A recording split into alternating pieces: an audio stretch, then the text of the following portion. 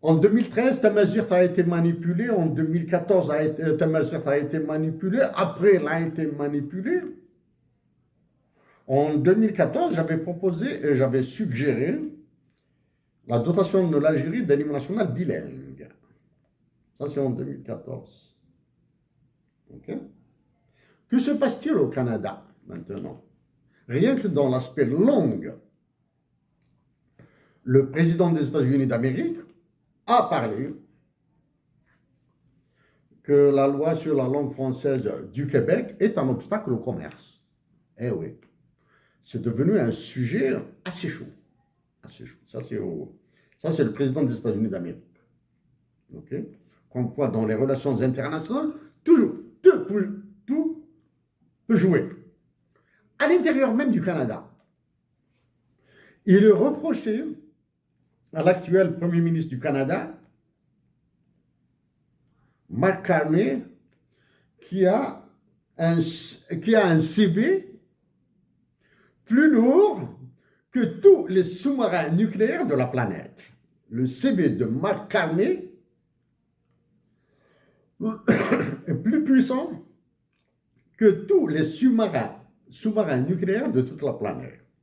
Je vous le résume. Mark Carney, économiste, ancien économiste à Goldman Sachs, s'il vous plaît, ancien gouverneur de la Banque du Canada, ancien gouverneur de la Banque d'Angleterre. Banque d'Angleterre, hein? Ancien économiste responsable à la banque, la BRI, la Banque des règlements internationaux. Ancien chargé chargé d'un projet à l'ONU sur le développement vert. Gestionnaire de fonds d'investissement basé aux Bermudes.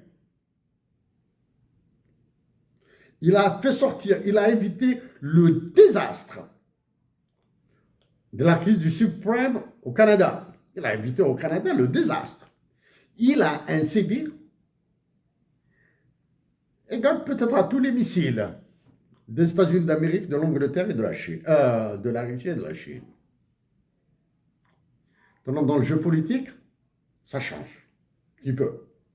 Parce qu'en face aux États-Unis, les deux chargés de l'économie des États-Unis d'Amérique et du Trésor américain, Bissett et Lutnick, ils viennent de fonds d'investissement, de fonds spéculatifs. Donc, il a un CV. Il est reproché à Mark Carney sa non-maîtrise de la langue française par le Québec, par les Québécois. Okay? En Tamazight sera manipulé. Comme seront manipulées vos langues hein, dans les pays sur la zone CFA. Il reste dans ça.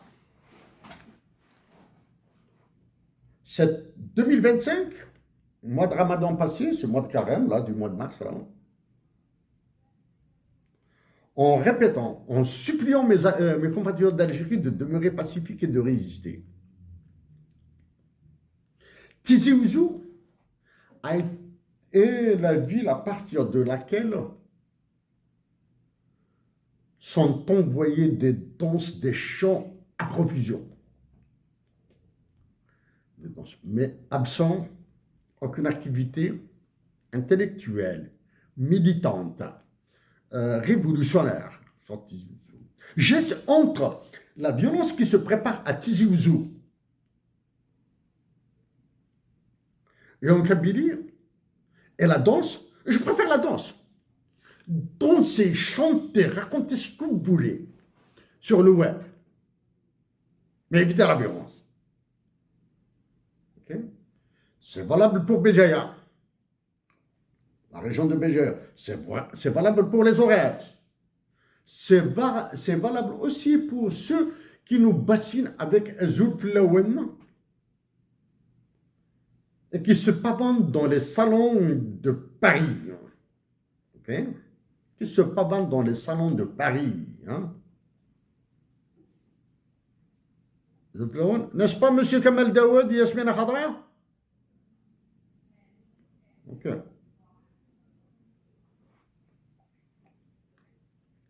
Donc, nous sommes le 3 avril, dans 17 jours. Ce sera le 20 avril. Comment sera célébré le 20 avril 1980? Ou bien, comment sera commémoré le 20 avril 80? Peu importe comment. J'espère qu'il se fera dans la paix.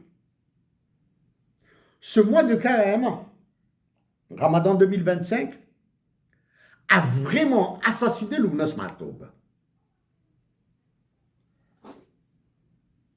A vraiment assassiné le Mounas Matoub. J'espère que toute la Kabylie restera pacifique, que toute ma patrie, Algérie, restera pacifique.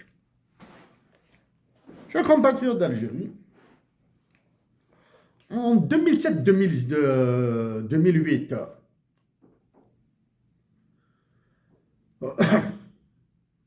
initiative civique contre la révision de la Constitution, Ihsan El-Khadi m'a dit à moi, chef, si tu te fais arrêter, tu tiens 48 heures, 24 ou 48 heures, bref.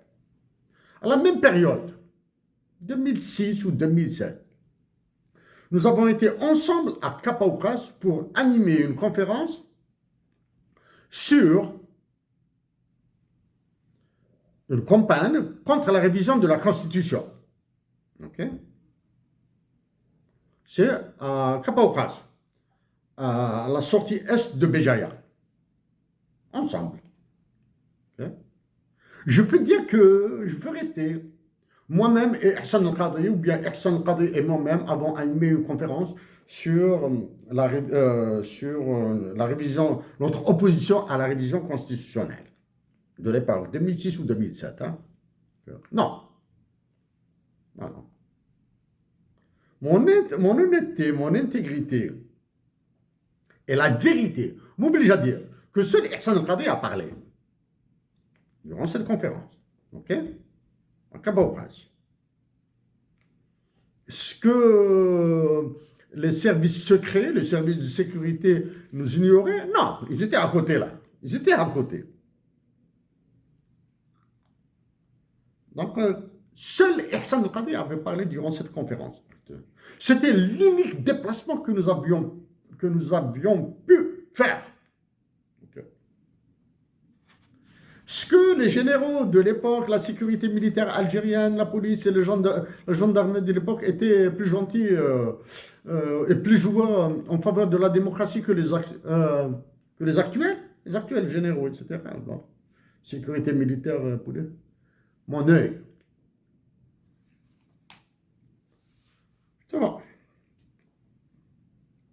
J'ai appris le décès de Hossein Zahwan. Donc, à la famille Zahwan, mes sincères condoléances. Hossein Zahwan était un révolutionnaire.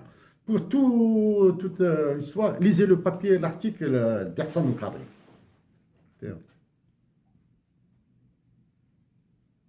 Hossein Zahwan est un révolutionnaire. Militant de gauche, l'ORP, l'Organisation de la Résistance Populaire. Et il a dirigé la Ligue algérienne pour la défense des droits de l'homme, fondée par Ali Msili et Hosni Ahmed. Pas qu'il y avait, à un certain moment, il y avait une guerre entre Hossein Zahwan et Maître Ali Yahya Ben Nour, Nerhamar Bislin, que Dieu le raccorde sa miséricorde. Ihsan El-Khadi peut en témoigner. J'avais le contact naturel avec Hossein Zahwan. Le contact était naturel. Je pouvais le voir quand je voulais, du moins, quand le temps nous permettait à tous les deux de nous voir. À la même époque, la Ligue algérienne pour la défense des droits de l'homme, elle, dirigée par Hossein Zahwan, a organisé une université d'été des droits de l'homme à Souk El-Fnine. Souk El-Fnine, c'est 4 ou 5 km après Kapaoukas. Comme par hasard, c'est toujours à Béjaïa que ça tourne là. Hein. l'université d'été. J'étais là-bas, donc. En soirée,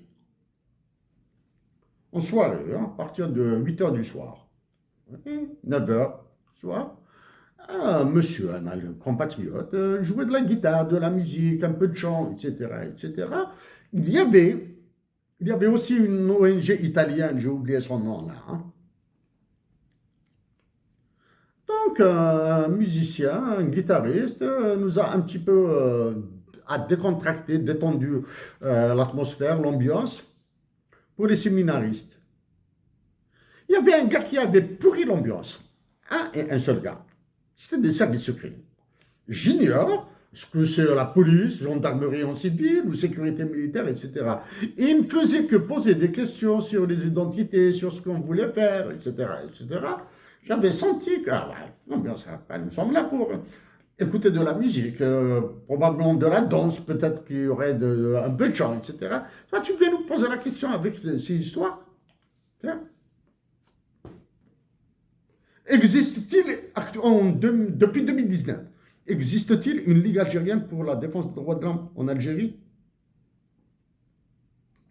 Depuis 2019, est-ce que ce genre d'action est possible en Algérie?